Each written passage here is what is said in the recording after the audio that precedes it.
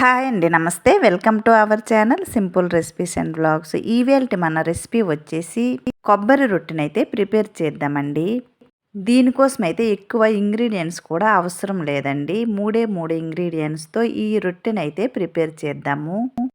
అప్పట్లో మన నాన్నమ్మలు అమ్మమ్మలు చేసే ఈ హెల్దీ రొట్టెని ఇప్పుడైతే ప్రిపేర్ చేద్దామండి. దీనిలో ఎక్కువగా ఆయిల్ కూడా అవసరం లేదు.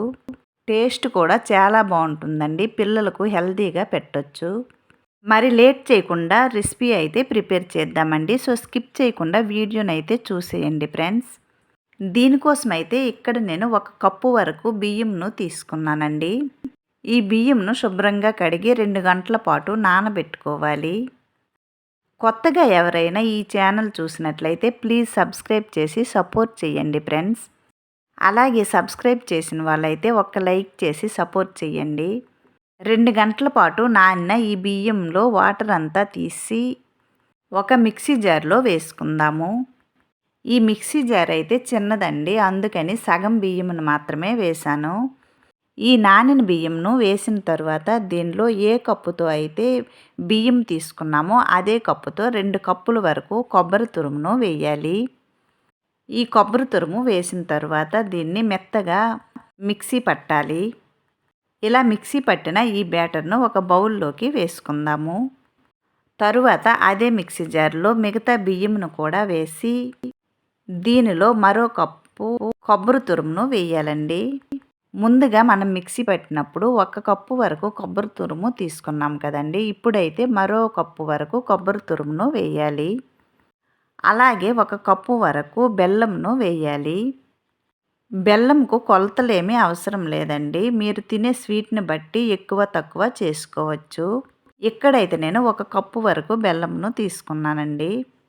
అలాగే దీనిలో 2-3 యాలకులను అలాగే 1/2 స్పూన్ వరకు ఉప్పును వేసి అవసరమైతే కొన్ని నీరు వేసి మెత్తగా మిక్సీ పట్టాలి. ఈ మిక్సీ పట్టిన బ్యాటర్ను ముందుగా మనం చేసుకున్న బ్యాటర్లో కలపాలి. పెద్ద మిక్సీ జార్ అయితే ఒకేసారి వేసి మిక్సీ పట్టుకున్నా సరిపోతుందండి.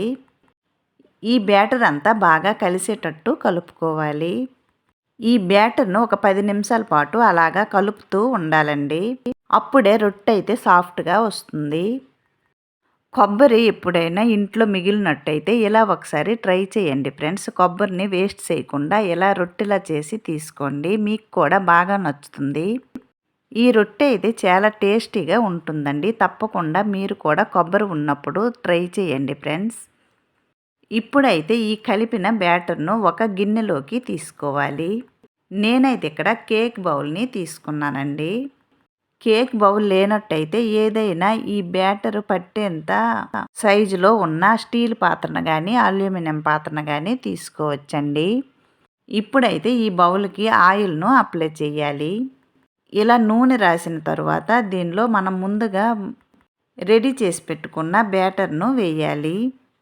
ఈ బ్యాటర్ను వేసిన తర్వాత దీనిపైన గార్నిష్ కోసం డ్రై ఫ్రూట్స్ను వేసానండి. మీకు ఇష్టపడితేనే డ్రై ఫ్రూట్స్ను వేయండి, లేదంటే స్కిప్ చేసేవచ్చు. డ్రై ఫ్రూట్స్ వేయకపోయినా చాలా బాగుంటుందండి. నేనైతే ఇక్కడ గార్నిష్ కోసం అలాగే డ్రై ఫ్రూట్స్ హెల్దీ కదండి, అందుకని దీనిపైన డ్రై ఫ్రూట్స్ని అయితే వేశాను. ఇక్కడ నేనైతే కాజు, ఎండు ద్రాక్ష అలాగే 2-3 చెర్రీను తీసుకున్నానండి.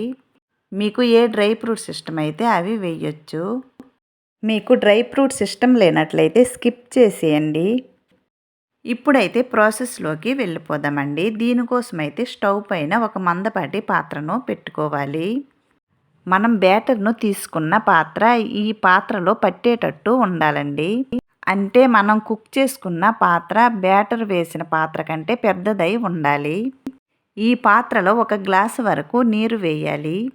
ఈ నీరు వేసిన తర్వాత వీడియోలో చూపించిన విధంగా ఒక స్టాండ్ పెట్టి దీనిపైన మనం బ్యాటర్ వేసిన పాత్రను పెట్టి ఈ పాత్రకి సరిపడా మూతను పెట్టాలి. తరువాత దీనిపైన ఒక మూత పెట్టి మీడియం ఫ్లేమ్లో ఈ రొట్టెను కుక్ చేయాలి. చూడండి, వీడియోలో చూపించిన విధంగా మధ్య మధ్యలో ఇలా చెక్ చేస్తూ ఈ రొట్టెనైతే కుక్ చేసుకోవాలి. మధ్య మధ్యలో మనం చెక్ చేసినప్పుడు నీరు ఈ పాత్రలో ఉన్నాయో లేవో చెక్ చేసి నీరు అయిపోయినట్టయితే సైడ్స్ నుంచి కొన్ని నీరును వేసి కుక్ చేసుకోవాలండి. చూడండి ఎక్కడైతే రొట్టె ఇంకా కుక్ అవ్వలేదు, నీరు కూడా అయిపోయాయండి. అందుకని కొన్ని నీరు యాడ్ చేసి మళ్ళీ మూత పెట్టి ఈ రొట్టెనైతే కుక్ చేసుకోవాలి. ఈ రొట్టె కుక్ అవ్వడానికి అరగంట టైం పడుతుందండి. ఇలా వీడియోలో చూపించిన విధంగా మధ్య మధ్యలో చెక్ చేస్తూ ఈ రొట్టెను కుక్ చేయాలి. ఇలా వీడియోలో చూపించిన విధంగా టూత్ స్టిక్తో కానీ చాక్తో కానీ ఇది కుక్ అయిందో లేదో చెక్ చేయాలి. చూడండి ఇక్కడైతే చాక్కి ఏమీ అంటుకోవడం లేదండి. రొట్టె అయితే కుక్ అయినట్టే. ఇప్పుడైతే స్టవ్ ఆఫ్ చేసి ఈ రొట్టెను కొద్దిగా చల్లారనివ్వాలి. ఇలా కొద్దిగా చల్లారిన తర్వాత ఈ బౌల్ సైడ్స్కి చాక్తో లూజ్ చేసి ఒక ప్లేట్లోకి తీసుకుందాము. ఇలా కాకుండా ఈ రొట్టెను మరోలాగా కూడా చేసుకోవచ్చండి. ఇలా సేమ్ ప్రాసెస్లో ఈ బ్యాటర్ను ప్రిపేర్ చేసి ఒక మందపాటి కడాయిలో ఆయిల్ 4-5 స్పూన్లు వరకు వేసి ఈ బ్యాటర్ను వేసి మూత పెట్టి కుక్ చేసుకున్నా చాలా బాగుంటుందండి. అలాగైతే ఎక్కువగా ఆయిల్ పడుతుంది. ఈ ప్రాసెస్లో చేసినట్టయితే ఆయిల్ ఏమీ లేకుండా హెల్తీగా తినొచ్చు. ఇక్కడ చూస్తున్నారు కదండి ఎంత సాఫ్ట్గా ఈ రొట్టె అయితే వచ్చిందో.